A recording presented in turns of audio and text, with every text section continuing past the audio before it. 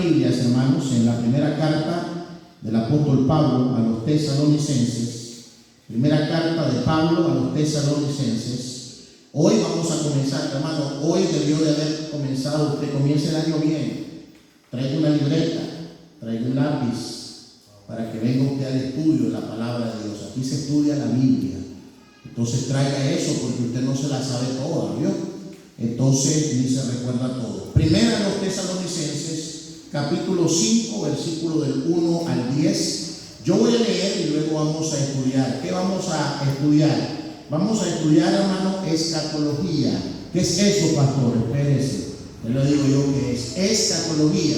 Póngale fecha al estudio para que usted no se pierda, porque después usted me llama a veces para preguntarme, y está bien que me llame para preguntarme, no vaya a ser que usted dice una cosa que no es, pero si usted estudia y usted apunta y entonces usted pone fecha, usted no me va a llamar porque usted ya va a saber lo que tiene que decir. ¿Estamos ahí, hermano? Primera a los Tesalonicenses 5, del 1 al 10, dice la palabra de Dios de la siguiente manera: pero acerca de los tiempos y de las ocasiones no tenéis necesidad, hermanos, de que yo os escriba, porque vosotros sabéis perfectamente que el día del Señor vendrá así como ladrón en la noche. Un poquito bajo de brillo. ¿No dice brillo ahí? Light, baja. Que cuando digan paz y seguridad, entonces vendrá sobre ellos destrucción repentina, como los dolores a la mujer encinta, y no escaparán. Mas vosotros, hermanos, no estáis en tinieblas para que aquel día os sorprenda como ladrón. Porque todos vosotros sois hijos de luz e hijos del día. No somos de la noche ni de las tinieblas. Hay que quitarle brillo. Quitarle brillo. Por tanto, no durmamos como los demás, sino velemos y seamos sobrios. Pues los que duermen, de noche duermen, y los que se embriagan, de noche se embriagan. Pero nosotros somos del día. Seamos sobrios, habiéndonos vestidos con la coraza de la fe y de amor, y con la esperanza de salvación como yelmo. Porque no nos ha puesto Dios para ira, sino para alcanzar salvación por medio de nuestro Señor Jesucristo. Perfecto. Quien murió por nosotros, para que ya sea que velemos o que durmamos, vivamos juntamente con Él. Dios bendiga su palabra. Amén. Ok, vamos a comenzar el estudio. Vamos a estudiar, hermano, como le dije, escatología. Y vamos a tomar como referencia para el día de hoy la carta del apóstol Pablo a la iglesia en Tesalónica. La carta a los tesalonicenses, hermanos, posiblemente es la segunda carta escrita por el apóstol Pablo. Se dice que la primera carta escrita por Pablo fue la carta a los Gálatas, y segundo, pudo haber sido escrita la carta a los tesalonicenses, la primera carta, ¿verdad?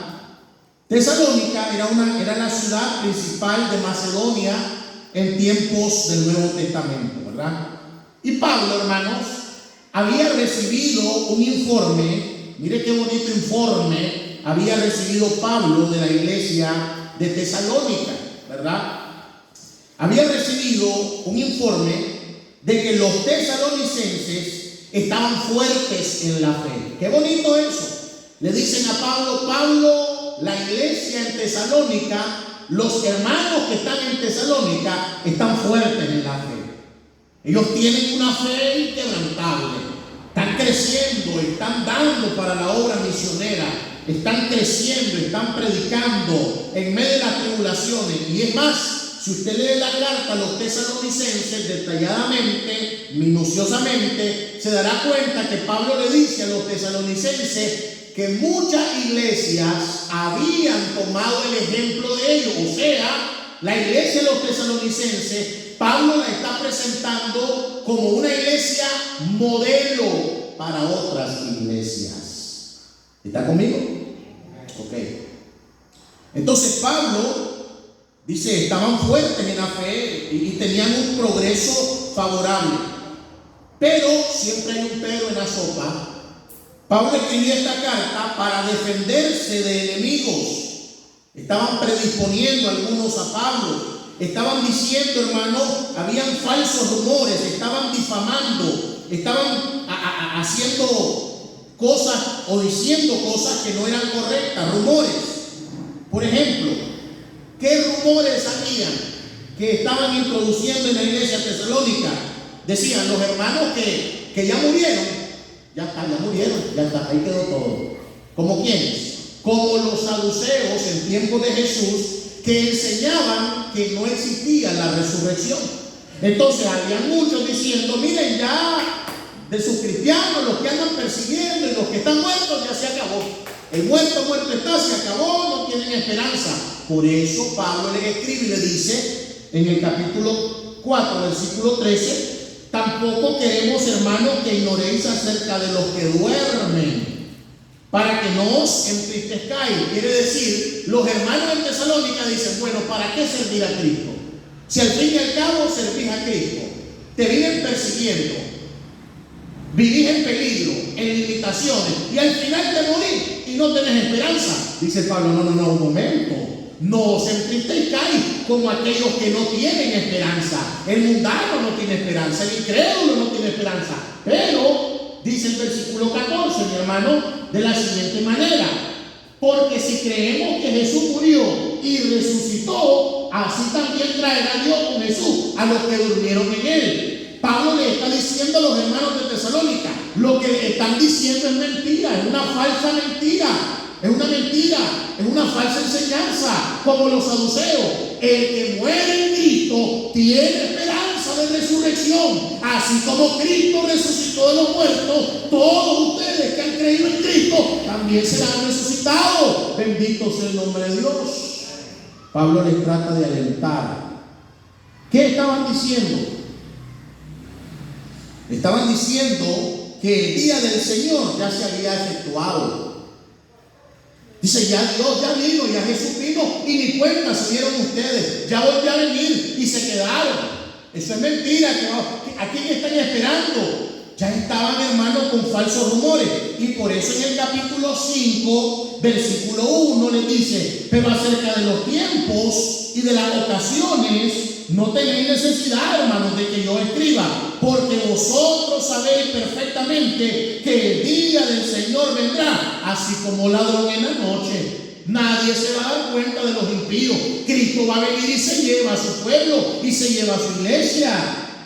Cristo no ha venido, acuérdense. Y más adelante en la segunda carta amplía esta enseñanza. Pero vamos a ir poco a poco.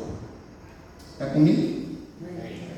Ellos decían, gente mala estaba introduciendo, diciéndole falsas enseñanzas, ya no hay esperanza, ya el día del Señor ya se efectuó. Entonces Pablo escribe, ¿verdad? Escribe esta carta para aclarar ciertos rumores. No había teléfono en aquel tiempo, entonces se tenían que escribir por carta. Los creyentes en Tesalónica, hermano, al igual que nosotros, creo yo, se preguntaban qué había de pasar con los que habían muerto. Si usted tiene preguntas, ¿no? ¿Qué pasó con el familiar que murió? ¿Qué pasó con mi mamá que murió? ¿Qué pasó con mi papá que murió? Bueno, si recibió a Cristo, está en la presencia del Señor y gozándose de la gloria de Dios eternamente y para siempre. Si murió sin Cristo, está en una condenación eterna. Así de sencillo. No le podemos decir otra cosa. No le podemos decir, está en un lugarcito de espera, entonces le hacemos de 9 días, después misa de 40 días, después misa de año y después lo sacamos. ¿Qué le sacamos? Le sacamos reales a la gente que hace eso. Pero eso no es verdad, porque la palabra de Dios es clara. Ausente del cuerpo, presente de Cristo. Para mí el vivir es Cristo y el morir es ganancia. Desearía morir y estar con Cristo, lo cual es muchísimo mejor. Entonces, el que está en Cristo y muere en Cristo como su Señor y Salvador, ese va a la gloria con Cristo. ¿Está conmigo? Entonces, había una pregunta, hermano. Nosotros tenemos preguntas. Usted que no ha recibido a Cristo, usted debería de decir, si yo muero hoy, ¿dónde va mi alma? Es que nadie está pensando en morirse, pero es que todos nos vamos a morir. En cualquier momento nos morimos. Preste atención, hermano. ¿Qué había de pasar con los que habían muertos Y ellos también tenían esta pregunta: ¿y qué de ellos con la segunda venida de Cristo? Se preguntaban ellos como nos preguntamos nosotros: ¿cuándo va a suceder este gran acontecimiento? Ellos se preguntaban: si el Señor tarda en venir y muero, ¿qué va a pasar conmigo? Si al final yo me muero como los otros que han muerto y el Señor no ha venido, ¿qué va a pasar? Esas preguntas los inquietaban a ellos y nos debiera de inquietar a nosotros. ¿Qué de mí? Otros creyentes tenían una actitud fría ante este tema, como aquí también, ¿verdad? Hay creyentes que estos temas y estas enseñanzas no les importan. Ay, que está enseñando el pastor de esta hora, escatología. ¿Qué será eso, escatología? Yo me salí del colegio para no estar inventando y estudiando, y viene enseñando la Biblia. Por eso es que tenemos un montón de gente ignorante en la iglesia, porque no aman el estudio de la palabra de Dios. Y en Tesalónica también habían hermanos que ni le iba ni le venía el asunto del tema referente a la segunda venida de Cristo. Y otros hermanos creyentes, quizá una minoría, tenían una esperanza, la esperanza de ser hallados vivos cuando Cristo retornara a la tierra. O que cuando Cristo venga yo esté vivo y sea transformado, decían ellos. ¿Está conmigo? Ok. Entonces, por esas preguntas, por esas interrogantes, por eso nosotros en estos tiempos no nos debemos de enfriar con respecto a este tema. Todo el mundo dice: la venida de Cristo está cerca, pero es lo menos que estamos predicando. Si la venida de Cristo está cerca, entonces es tema que deberíamos de predicar más. Si Cristo está a la puerta, entonces la iglesia debe de estar ahí insistiendo, hablando, enseñando acerca del retorno de Cristo, para que las personas que no tienen a Cristo vengan a Cristo y haya salvación en Cristo Jesús. Y si usted vino en esta noche sin Cristo, puede irse con Cristo en su corazón. Entonces, hermanos, nosotros no nos debemos de enfriar con respecto a este tema tan importante. Oiga este dato, por favor, este es un dato real. Se dice que 1 de cada 30 versículos en la Biblia habla de la segunda venida de Cristo. 1 de cada 30 versículos en la Biblia habla de la segunda venida de Cristo. Y que por cada vez que se mencionó la primera venida de Cristo, su nacimiento virginal en la tierra, se menciona 8 veces su retorno a la tierra. ¿Está conmigo? ¿Me estoy dando a entender? Por una vez que se menciona la primera venida de Cristo, se menciona 8 veces más la segunda venida de Cristo. En 216 capítulos de la Biblia se hace mención a ella 318 veces, y se le dedica a la segunda venida de Cristo capítulos completos y cartas completas sobre este tema. Así que el tema de la segunda venida de Cristo es el tema principal para los cristianos de este tiempo. Voy a repetir eso. El tema de la segunda venida de Cristo y el retorno de Cristo debe ser el tema imperante en nuestras iglesias en estos tiempos. Para eso hay una doctrina que se dedica al estudio de estas cosas. Esa doctrina es la doctrina de la escatología. Se llama escatología. Se escribe en español con C, escatología. Pero esta palabra deriva del griego escatos, con K. Escatos, que quiere decir último o el más lejos. Repito, la palabra escatología se deriva del griego escatos, que quiere decir último o el más lejos, y la palabra logos, que quiere decir palabra o discurso. Palabra o discurso.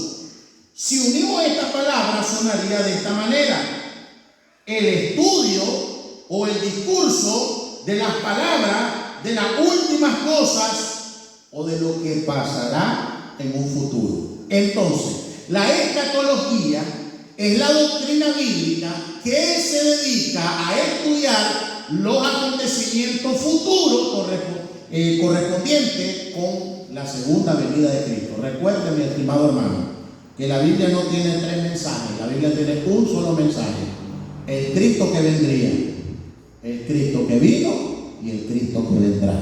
Ese es todo el tema de la Biblia. Entonces, cuando hablamos de escatología, abarca las cosas no solamente que se cumplirán, sino que abarca las cosas que se cumplieron. Voy a dar un ejemplo de esto. Isaías capítulo 53, que me lo he aprendido de memoria, y siempre, cada vez que estoy en una predicación evangelística, lo cito.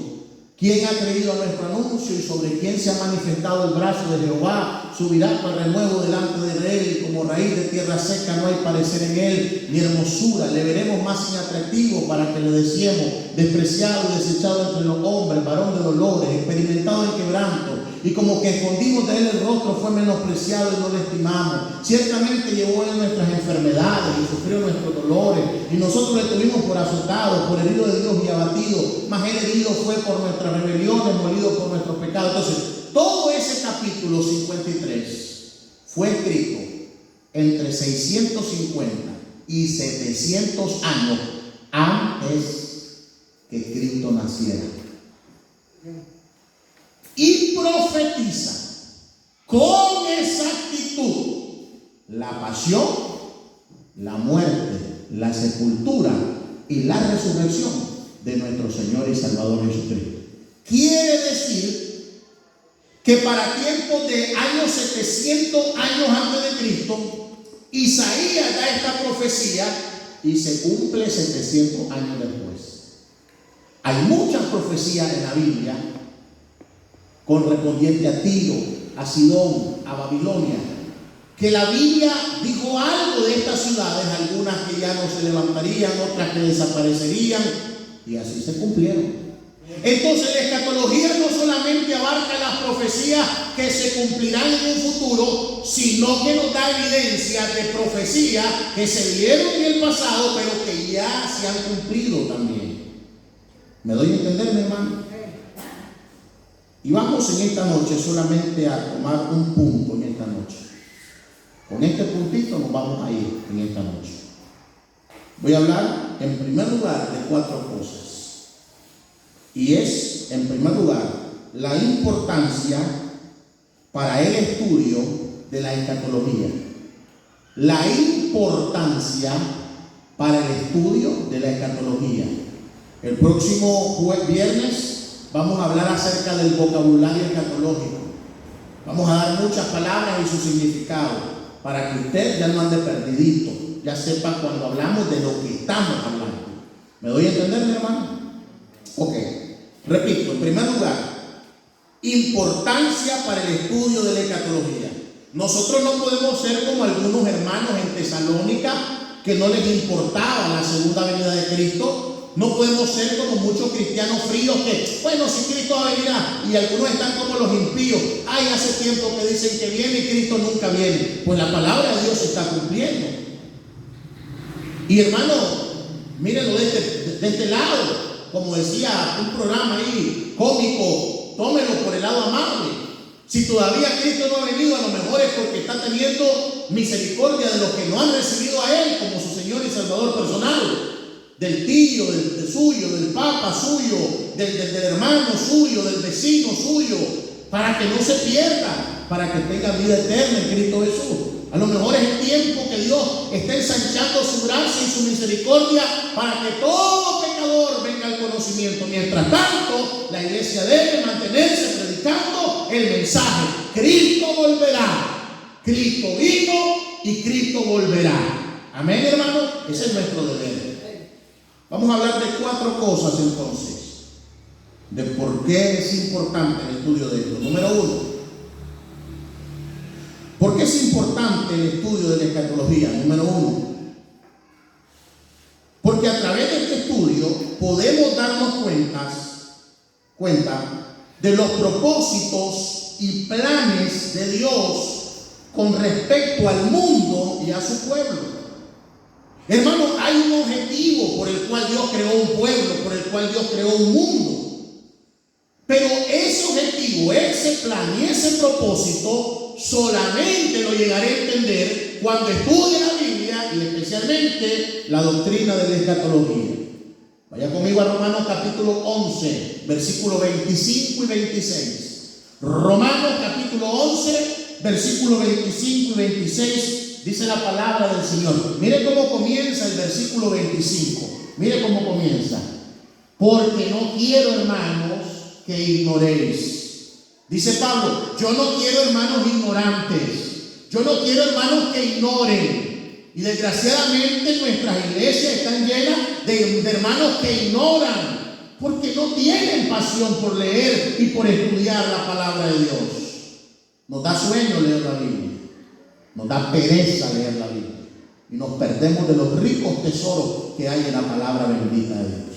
Dice Pablo, porque no quiero, hermanos, que ignoréis este misterio, para que no seáis arrogantes en cuanto a vosotros mismos, que ha acontecido a Israel endurecimiento en parte, hasta que haya entrado la plenitud de los gentiles. Esa palabra plenitud viene del griego pleroma, que quiere decir lo que cumple, lo que complementa o lo que llena.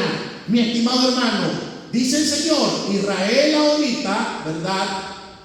No es que esté desechado por Dios, sino que momentáneamente Dios dejó de tratar con Israel y comenzó a tratar con los gentiles. Pero cuando se cumpla el tiempo de los gentiles, el Señor volverá a tratar con su nación. Y por eso leíamos Isaías capítulo 60, que es una profecía del milenio, cuando todas las naciones vendrán de todas partes del mundo. Iremos a adorar en el monte de Sión. ¿A dónde iremos a orar? A adorar en el monte de Sión, al que vive y reina por los siglos de los siglos. Por eso nuestra iglesia se llama Monte de Sión, o Monte Sión, porque ahí reinará el Rey eternamente y para siempre. Y además porque los que confían en Jehová son como el monte de Sión, que no se mueve, sino que permanece para siempre. ¿Ok? Dice el 26. Y luego todo Israel será salvo. Ahí está aplicando algo que se llama sinecto, que la parte por el todo y toda la parte, el remanente que quede será salvo. Como está escrito, vendrá ¿de dónde? ¿De dónde, hermano? Habla, hermano. De Sión, el libertador que apartará de Jacob la impiedad. Pero si no estudiamos esto, quedamos ignorantes, mi hermano. Amén, hermano. Mire que dice, por favor, Amós capítulo 3, versículo 7. Amós capítulo 3, versículo 7, por favor. Amós capítulo 3. Versículo 7. Dice, porque no hará nada Jehová el Señor sin que revele su secreto a sus siervos los profetas. Hay secretos revelados en la profecía y Dios lo ha revelado para que lo entendamos aquellos que creemos en su Hijo. Entonces, ¿por qué es importante el estudio de la escatología? Número uno, porque me doy cuenta del propósito y el plan de Dios. Nunca entenderé completamente el plan de Dios si no estudio la escatología. Número dos.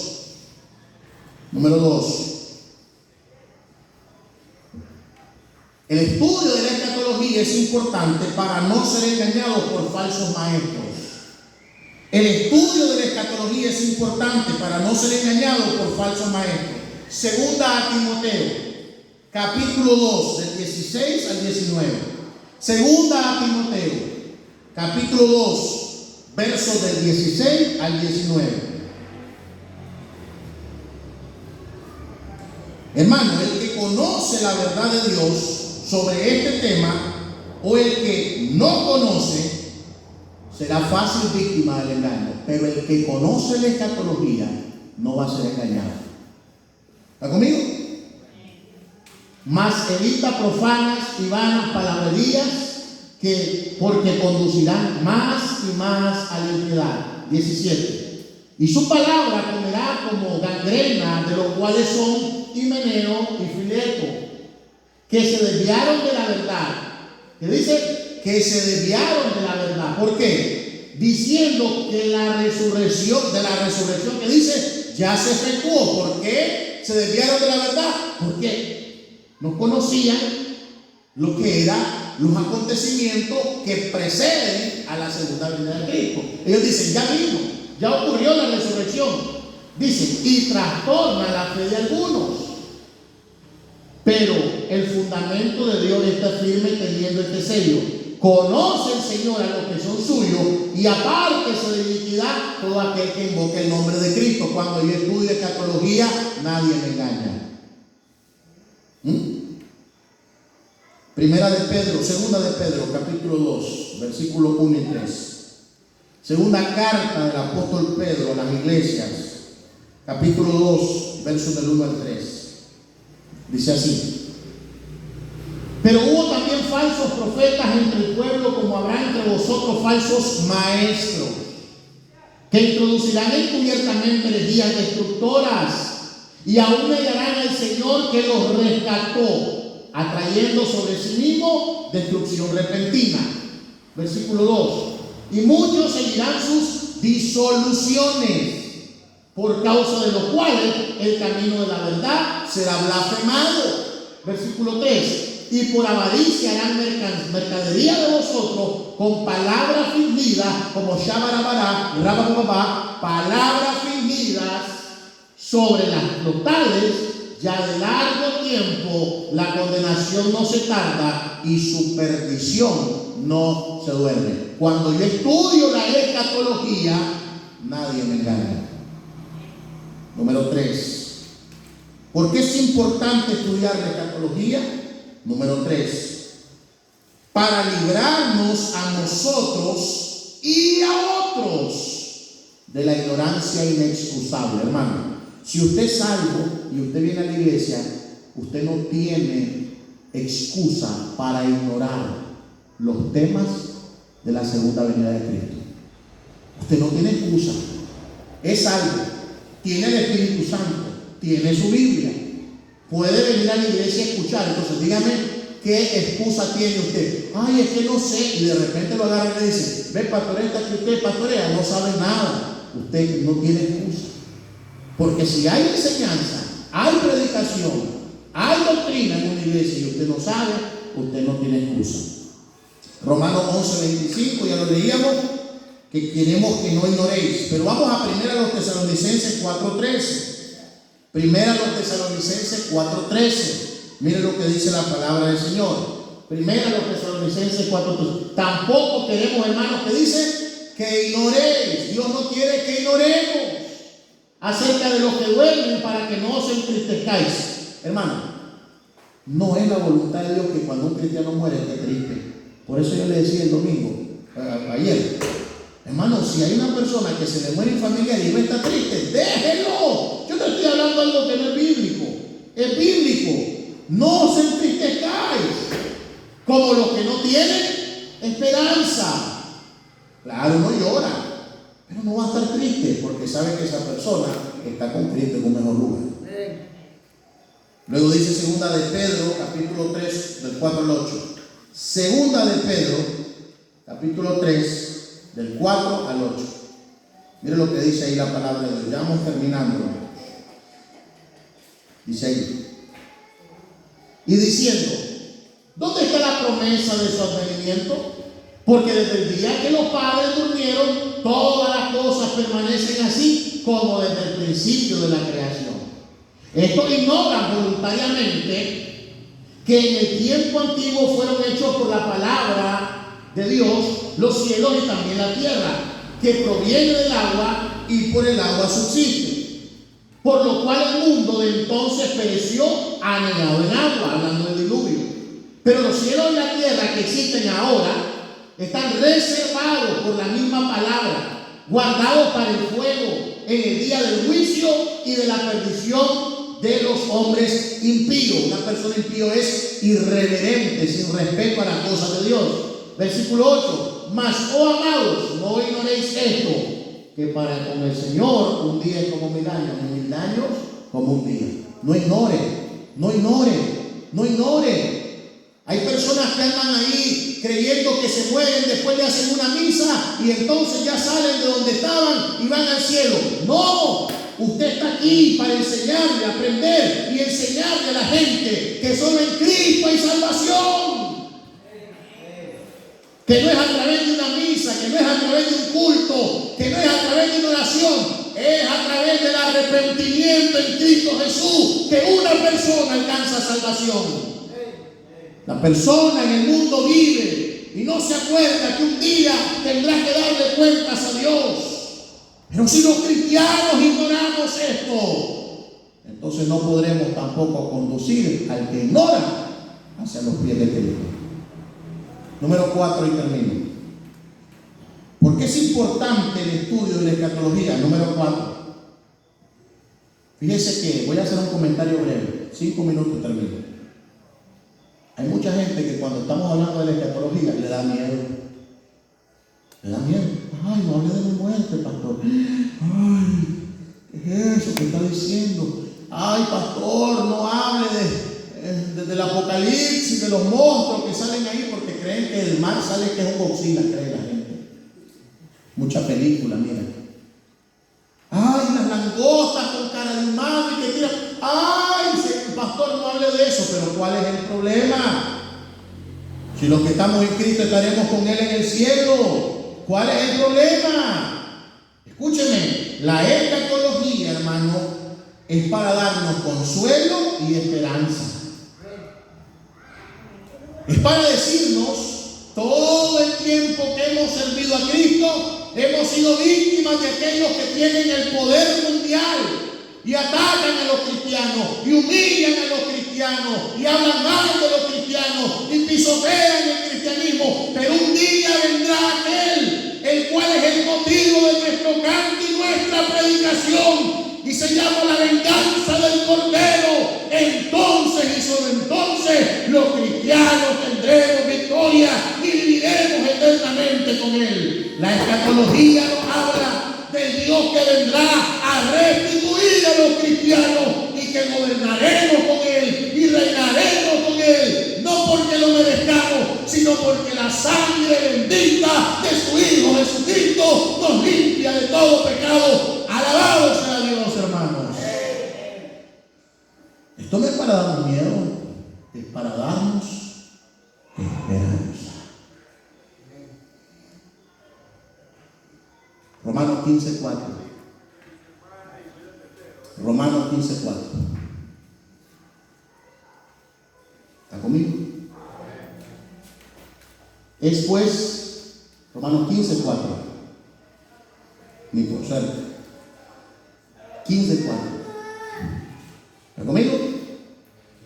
Porque las cosas que se escribieron antes, esto se escribió antes.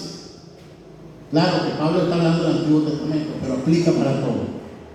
Para nuestra enseñanza se escribieron, a fin de que por la paciencia y la consolación de la Escritura tengamos esperanza. ¿Y de qué me sirve a mí? Se me muere mi mamá. Ya está. ¿Y cuál es mi esperanza? A través de la Escritura tengo esperanza. Que si ella creyó en Cristo, está en el cielo. Primera a los Tesalonicenses 4:18. Primera a los Tesalonicenses 4:18. Dice así. Primera a los Tesalonicenses 4:18.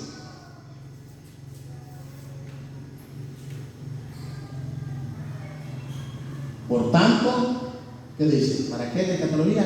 Alentados los unos a los otros, que había hablado anteriormente de la resurrección, con estas palabras. ¿Para qué son estas palabras? Para alentarnos. A ver, dígame usted, si nosotros no conocemos la escatología, cuando se muere un familiar cristiano, ¿qué le vamos a decir a la gente? ¿Qué palabras le vamos a decir? A ver, cuando una persona murió, yo le soy honesto, y yo no lo conocí como cristiano, yo no le digo nada que le voy a decir. Está descansando. No, es que si no aceptó a Cristo no está descansando, está atormentado. No lo puedo engañar. No puedo engañar. Pero cuando tenemos persona creyó decimos, lo alentamos, dice, alentados los unos a los otros con esta palabra, hermano. Ahí lo va a ver usted. Y el otro, si se perdió, usted también lo va a ver, pero si usted no es salvo. ¿Está conmigo? Duro esto, ¿verdad? Pero es Biblia. Hay muchos familiares en el infierno, como el rico, rogando para que no llegue su gente a este lugar. Pero bendito aquellos que hemos creído en Cristo Jesús. Y Santiago 5, del 7 al 8, para terminar. Santiago 5, del 7 al 8 dice así. Santiago 5, del 7 al 8. Dice así: por tanto, hermanos, tened paciencia hasta la venida del Señor. Mirad cómo el labrador espera el precioso fruto de la tierra, aguardando con paciencia hasta que reciba la lluvia temprana y la tardía. Tened también vosotros paciencia y afirmad vuestros corazones, porque la venida del Señor se acerca. Versículo 9. Hermanos, no os quejéis uno contra otros, para que no seáis condenados. Que aquí el juez está delante de la puerta. Hermano, para eso hay la escatología. Usted dice, ¿qué importancia tiene? ¿Para qué vamos a estudiar eso, pastor? Bueno, es importante, porque nos damos cuenta del propósito y plan de Dios, para no ser engañados por falsos maestros, para librarnos a nosotros y a otros de una ignorancia inexcusable, para nuestro consuelo y esperanza. Si usted no tiene a Cristo en su corazón, usted no tiene esperanza ni tiene consuelo. A lo mejor tendrá un familiar que se llame Consuelo, pero consuelo verdadero solamente